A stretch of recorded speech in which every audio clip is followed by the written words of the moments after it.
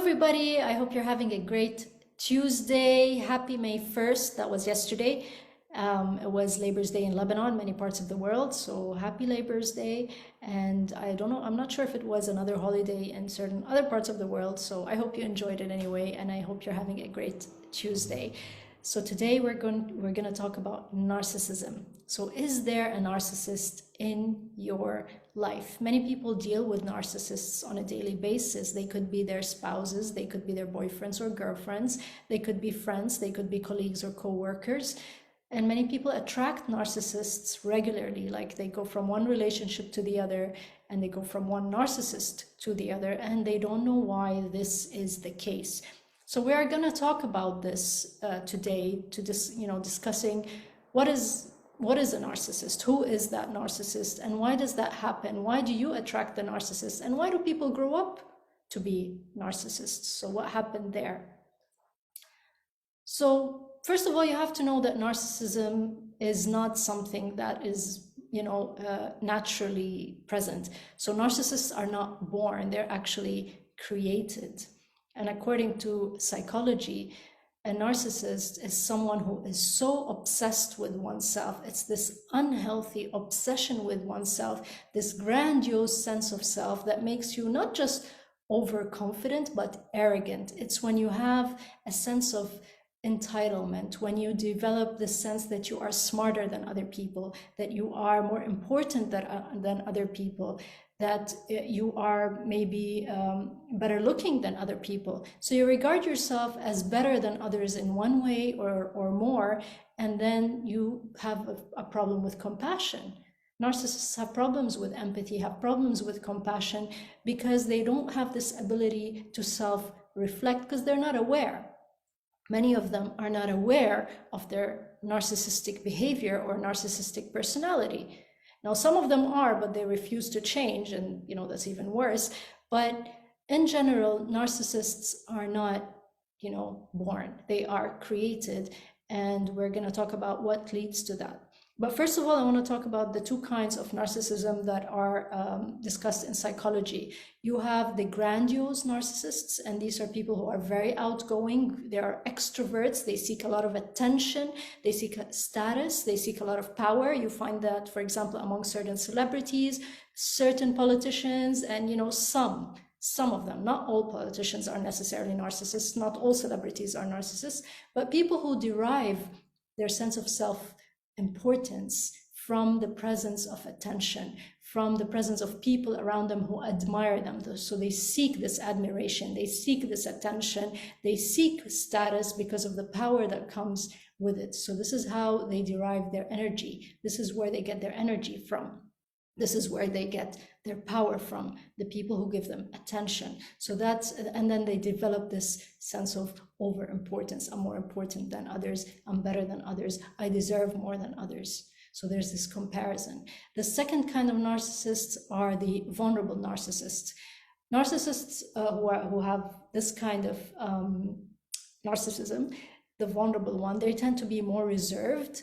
However, they tend to be quieter. They're not so out there. However, they have these hidden insecurities. They have this hidden sense of entitlement. And they're hypersensitive to criticism. So they're always, they have these deep insecurities. They have low self-esteem, and therefore their attention, their sense of entitlement is not as apparent as the grandiose narcissist who's out there, look at me, I'm here, I'm more important. So vulnerable narcissism is more hidden. However, both kinds of narcissism can be detrimental to relationships, can be detrimental and can hurt the people around them. And that's why compassion is, not something that a narcissist is very aware of. Some narcissists are willing to change themselves. They're willing to self-reflect. They're willing to do the work. Others are not. So here, self-awareness is something that's very important. Now, what happens with narcissists is that their relationships tend to always hurt the other person, in the sense that, especially grandiose narcissism, these partners will tend to be dishonest sometimes. They will tend to be controlling. They tend to be unfaithful. And so with grandiose narcissism, the other party will always feel like a victim. Their partners will feel like victims, or if you're friends and one of them is a narcissist, the other friend will always feel like they're the victim, they're less important. The whole friendship relies on one party giving to the other party. So there's, this power play. The power dynamics is very unequal, where one party is always giving, the other is always receiving.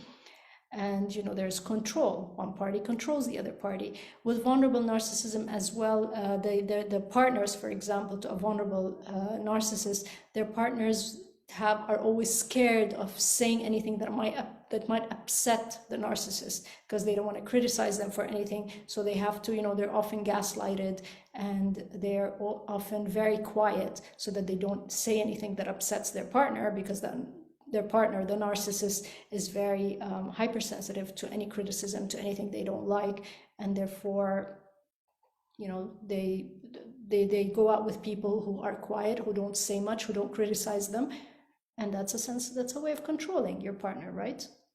So these are the disadvantages of being with a narcissist, and why being with a narcissist can be very unhealthy for the relationship. It can be unhealthy for the children. Now, why do narcissists grow up to be that way? Of course, it all goes back to childhood. It all goes back to the family dynamics, the development, the child's development, the way they were raised, the way they grew up. They might have been, for example, in a family where one of the parents was a narcissist. And children, as children, we don't know anything called emotional boundaries. We don't know how to filter out things that are wrong, things that are inappropriate. So, the brain's like a sponge. And so we tend to absorb whatever energies are around us. So if you grew up in a family where one of the parents was a narcissist, we might grow up to believe that this is something normal. People who develop grandiose narcissism, for example, are those whose parents used to put them on a pedestal. So if you grew up in a family where your parents told you things like, you deserve more than everybody else, or you are more important than everybody else, and they've placed you on a pedestal and made you feel like you're more important and you're more entitled, you might grow up to become a person who thinks they're more important than others. You might grow up to become a person who's arrogant. So unless you do self-development and do the right self-awareness practices on the way, and develop more awareness of who you really are and what your personality should be like, and how to have more compassion and empathy towards other people, you might keep that arrogance throughout your adulthood. So on the other hand, people who grew up with parents who are more cold and more controlling, they might develop a sense of narcissism as well, because they weren't shown affection. So they might want to be controlling of their partners. They might want to be controlling of their friends, because they weren't shown compassion growing up with cold, controlling parents. So as you can see, it depends on the family dynamics, and it depends on the environment that you were surrounded with. Now, there is no way that you can be attracted to a narcissist unless you have been exposed to this pattern of behavior as a child. Now, people who say, no, I had a very perfect childhood, I had an amazing childhood, but I still have a narcissist in my life. I want to tell you that these people are usually in denial, or they have forgotten, because there is no way that you can be attracted to a narcissist, or have the presence of a narcissist in your life, unless you have experienced that before in one way or another, unless you carry that vibration that made you attracted, or that made you pull that narcissist towards you. And where do you get this vibration? These vibrations, they're from childhood. So because we tend to have these programs from childhood that become familiar to our body, that become familiar to our brain, that become familiar to our system, and then when you attract a certain relationship, or a certain partnership, or a certain friendship, usually on a subconscious level, you're telling yourself, oh, I want to go into that relationship that's going to make me familiar with my childhood growth, with my childhood family dynamics, with my childhood trauma. You unconsciously, that's how you function. And this is why people are attracted to these unhealthy relationships with narcissists without them even realizing or without them being aware that, hey, why am I doing this? I'm doing this because on an unconscious level, yeah, this is the pattern that I'm craving because I'm familiar with that pattern from my childhood. If I had a childhood where I was exposed to narcissism and that became part of the programs that stayed with me growing up, of course I'm going to attract a narcissist. It's only natural. Now, because narcissists are created and they are not born, it's very normal. If you have kids and they're too self-involved, this is normal. But usually children grow out of this extreme obsession with themselves and extreme self-importance only if they have natural family dynamics. It's very normal to be self-involved as a child, but you grow out of it because you're exposed to other people, you're exposed to behavior that involves compassion and involvement and being respectful to others and taking the certain needs of others into consideration. And if you have siblings, so this sense of obsession with oneself is normal among children, but they grow out of it provided there is natural, normal, healthy family dynamics and upbringing. However, if they have parents who've been abusive or controlling or cold or who have placed them on a pedestal, then they will tend to develop either grandiose narcissism or vulnerable narcissism. All right. So this is grosso modo what who narcissists are, what they're about, and how do people grow up to become narcissists. So what are some of the behaviors or what are some of the qualities that you have that may be causing you to attract a narcissist? You know, whether you carry these programs, most of them from childhood or, at other points in your life, but mostly it is from childhood. So let's say if you're somebody who's had a father wound or a mother wound, like we said, from childhood, and you've developed a victim mentality, or if you experienced a narcissistic environment that caused you to become a victim, right? You will seek a relationship unconsciously to relive that drama, to relive that childhood trauma, because it's familiar to you. It's familiar to your mind. That's how the mind and the body work. They seek what's familiar, even if what's familiar is drama, even if what's familiar is traumatizing. And this is why you find that, for example, many women will go from one narcissist partner to another narcissistic partner to a third narcissistic partner without even realizing that they're attracting that same pattern, because that pattern is still deeply embedded in their cells. It's deeply embedded in their minds, in their thoughts on a subconscious level. And therefore they seek to relive this pattern and relive this drama over and over again because they're comfortable with it, even if they're suffering. Even they're comfortable with the pain without even realizing that, for them, feeling good does not feel natural anymore. They don't know what feeling happy is like for a long time. They might experience moments or bursts of happiness and joy here and there, but living a happy, peaceful, comfortable life becomes something that's so alien to them. Because they're used to drama, they're used to trauma most of the time, they're used to pain and suffering, they're used to worry most of the time. So this is the program that they carry. And therefore, if you find yourself attracting a narcissist over and over again, or living with a narcissist, then this is not, I want to stress on this.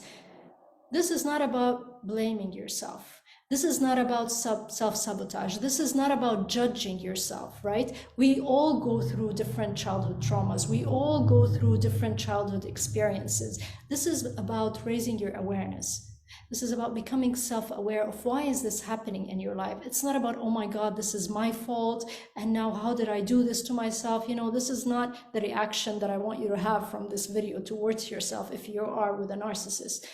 It's about becoming more self-aware so you can take the right steps from now on to know how to deal with that person that you're with and to come out of this, or to raise your level of self-awareness so that you don't have to suffer anymore, so that happiness and peace and joy, become more than 80, I don't want to say 100%, become more than 80% of your day. Because you want to thrive, right? You don't want to stay in a victim mode. You don't want to stay in survival mode. Your life is beautiful, and life is a gift, and it's a blessing, and it's a miracle. And waking up every day is a blessing. Therefore, you want your life to be good. You want your life to be beautiful. You want to be the best version of yourself and attract the vibrations that really nurture you and nourish you and enable you to blossom and bloom. Therefore, it's just a matter of becoming more self-aware and not blaming yourself for, you know, the people in your life. That's not the point of this video at all. So please, if you have the tendency to want to blame yourself because of what I'm going to say, I'm telling you from now, this is just to raise your level of self-awareness. Do not judge yourself, right? Do not blame yourself or judge yourself. So anyway, qualities that might draw you to a narcissist, whether you're a man or a woman, or you don't identify with any gender, it doesn't matter. If you're drawn to someone who's a narcissist, it's because you have blind spots. These are qualities that make you a magnet to the narcissist. These are qualities that make you, that make you attract people who have this grandiose and elevated sense of self, and who believe that they draw their energy from you. Because come to think of it, really, narcissists will attract people with a victim mentality, and victim mentality is also a form of narcissism. And I'll tell you why. It's a different kind of narcissism. It's because you also derive your energy from the presence of this narcissist. Let's say the narcissist is over-empowered, yeah? Let's call it over-empowerment. The other person who has a victim mentality is very under-empowered. So under-empowerment will derive energy from the over-empowered, and this is why they seek this relationship. They seek this relationship so that they can keep going. They have the energy to keep going in that cycle they've placed themselves in. So if you've placed yourself in a victim mentality cycle, you need that energy, and you derive that from the presence of the narcissist. So it is narcissism in a way, victim mentality, as hard as it is to believe. You know, victimizing oneself or living in that sense of low self-esteem is another form of narcissism. So you have to look at the qualities that you have. You have to look at your childhood and in your upbringing to know, where did I develop this? How did I develop this victim mentality that makes me attract narcissists? Right? Why did I develop low self-esteem? Why do I have these insecurities? Why do I need the presence of someone with such an controlling personality in my life? What are these programs that I'm carrying? So here you have to go back to your inner child, right? You have to go back to the programs that you carry subconsciously, to your upbringing. What was the dynamics of what kind of relationships did your parents have among each other? In what environment did you grow up? Or if your parents abandoned you, for example, then you might develop a sense of abandonment and develop the need for attachment as a result of that. And so you get attached to the presence of someone who is there, but they might be controlling, they may be overly judgmental, they might hurt you over and over again, and you might tend to forgive them because in your mind, I'm the good person who always forgives, right? And this will only encourage the narcissist to hurt you over and over again because they know you're not going to leave. They know you're over forgiving, right? So you're only feeding their energy. So here you have to look at your own qualities, your own blind spots that may be causing you to be attracted to the charm and charisma of the narcissist. Because, let's face it, narcissists have a strong sense of charm and charisma. And this is what makes people attracted to them. They're charismatic. When they're out there, they're on a roll, their charm is really captivating. And this is why, you tend to overlook their mistakes or think, oh, wow, look, when they're at their best, they're amazing to be with. And then you start making excuses and you start rationalizing their bad behavior. And this is where the danger comes in. This is where you're really accepting the hurt over and over again because you go like, oh my God, when they're amazing, they're great. And that means I shouldn't look at their mistakes.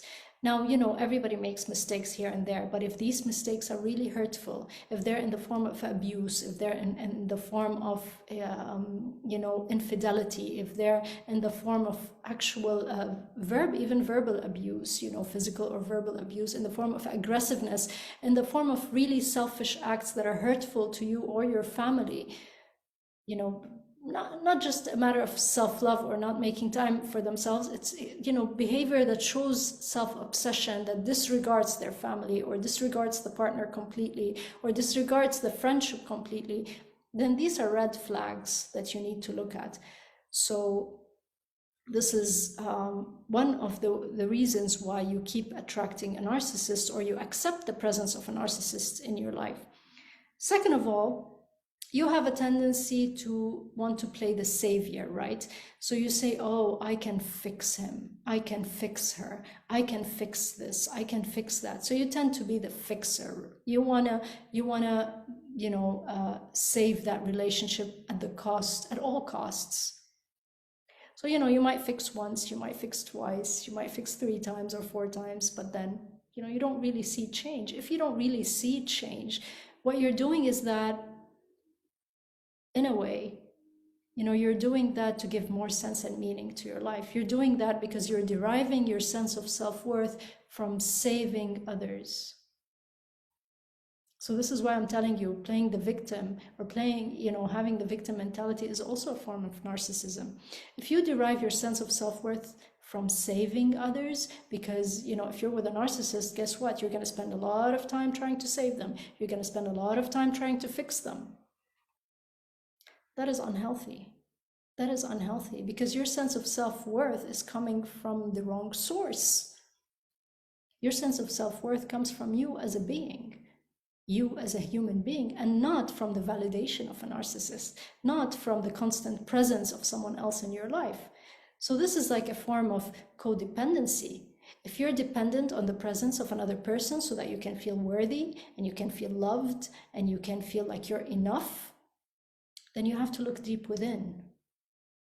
Where's this low self-esteem coming from? Where is your sense of self-worth coming from? Where are you deriving it from?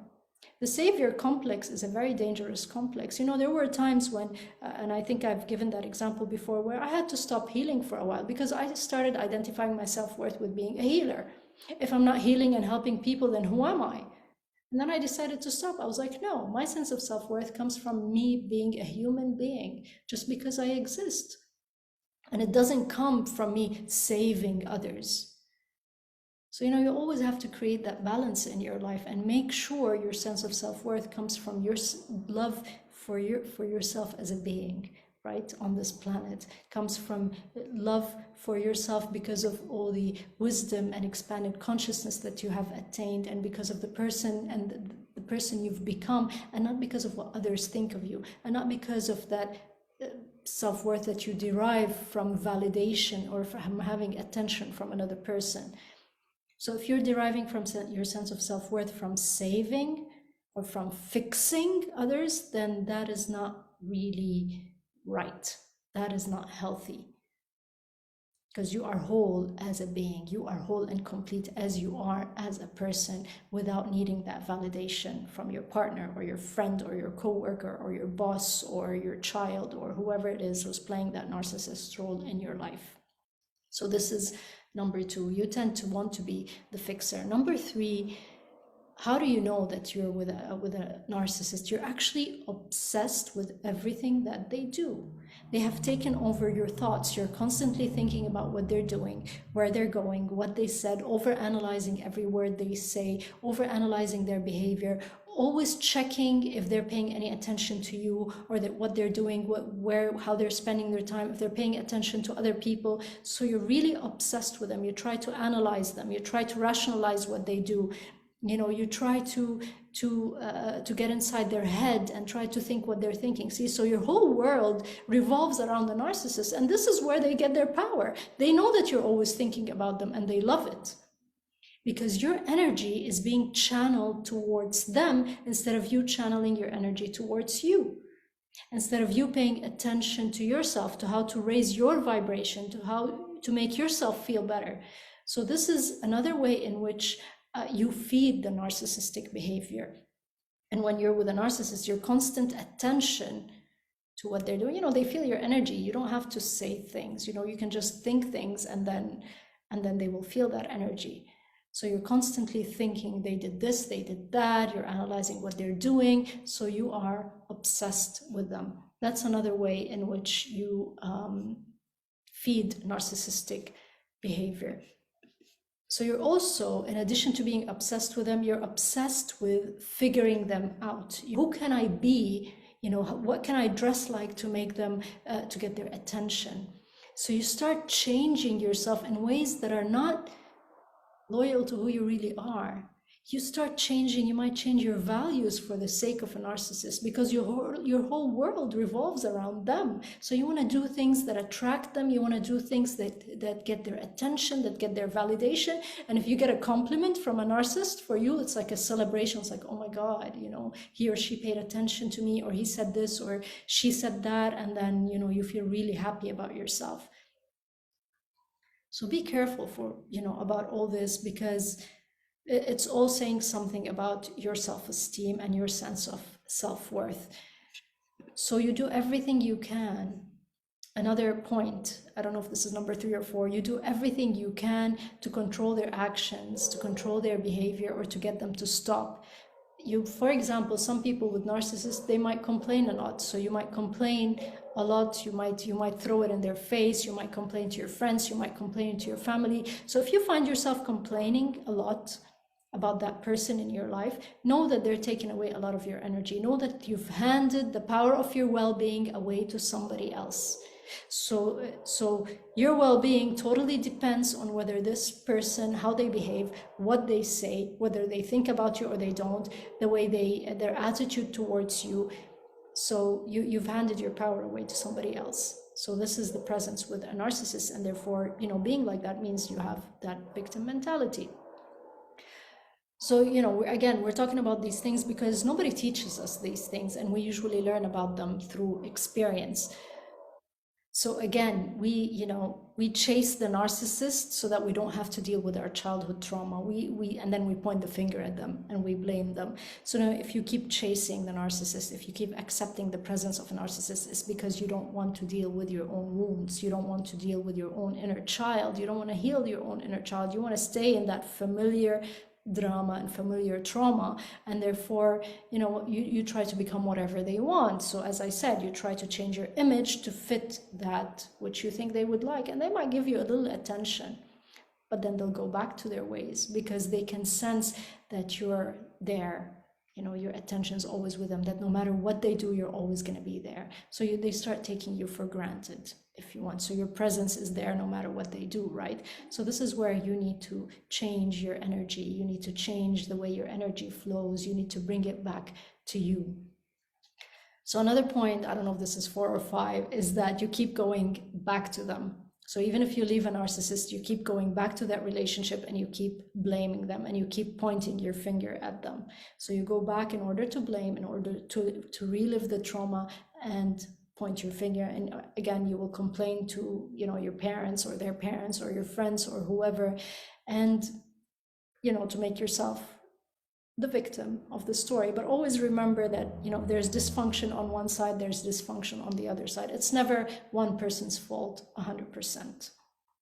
So you're playing an equal part of this. It's like, it is a power struggle. It's wanting to be in that power play. So, you know, for certain women or men who are in narcissistic behavior and narcissistic dynamics, they might say, you know, we do this for the children. I don't want to leave him because I want my children to be okay.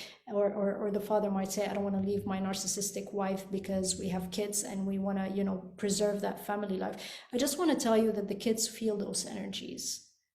The kids will always feel those energies. And it's usually healthier for kids not to experience unhealthy dynamics between the parents, right? Then, you know, it's safer for them not to experience that than them staying inside a household where these energies are constantly present, because the kids will be able to feel that, and you know, their aura will be affected, and emotionally they will be affected, even if the parents try to hide it, because, you know, energy is felt whether we like it or not. Even if words are not expressed, even if physically things are hidden from the kids, then they can still feel the energies. And usually it's better off if the partners in that case separate, but then they know how to keep healthy relationships with the children and explain to them, you know, why they can't be together. It depends on the age of the kids, but any sort of dynamics in which there's a power struggle in the house that's really unhealthy, where there's resentment, where there's hatred, where there's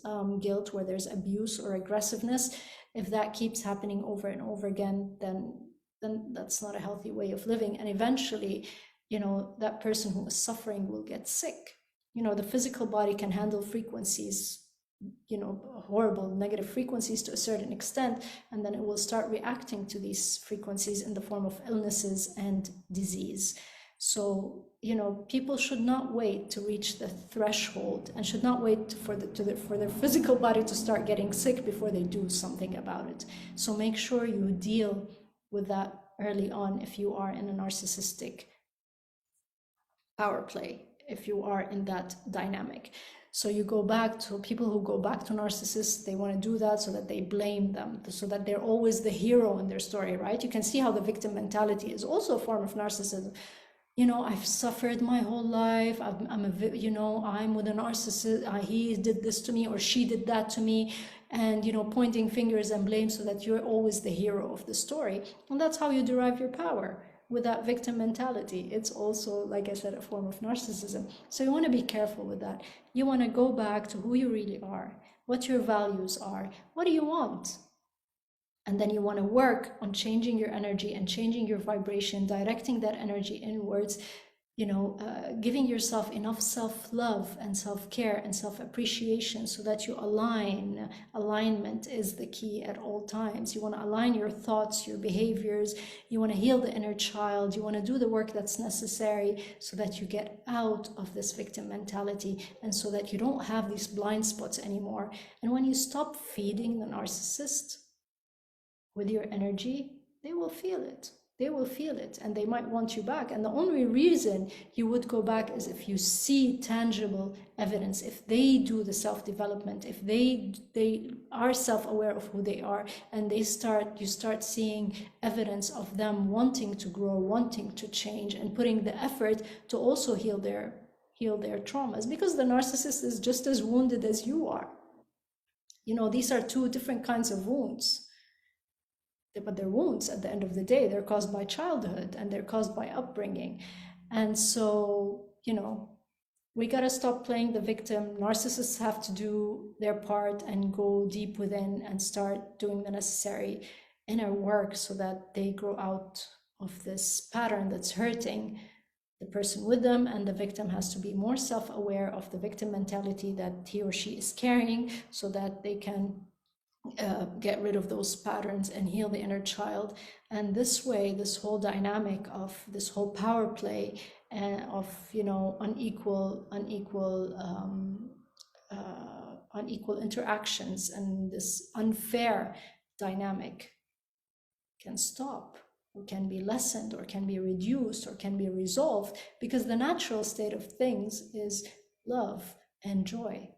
That's what should prevail most of, throughout the day. It's not normal to have a day where 70 to 80% is abuse or aggressiveness or sadness or anger or shame or guilt. That's not the norm. Or fear, or feeling so tense and so uptight, or have fear of when your partner is there, or being uncomfortable. What's normal is a sense of flow, regular normal communication, where both parties feel respected, both parties feel that they're valued, both parties feel that they're contributing equally. There's a sense of not codependence, but interdependence. Interdependence is when you feel whole and complete as a being, and then you share, you share what you can do with the other. And if they can't do something, you do that on their behalf. And if you can do something, they do that on your behalf. So there's this nice, equal, flowy sense of exchange, and not codependence, where you cannot live without the presence of another, where you cannot be without the presence of another, and you depend on them as your source of energy, or they depend on you as their source of, as feeding their power and feeding their energy. So there are, differences here. So this was about narcissism. And if you have a narcissist in your life now, you know why, and you know what to do about it.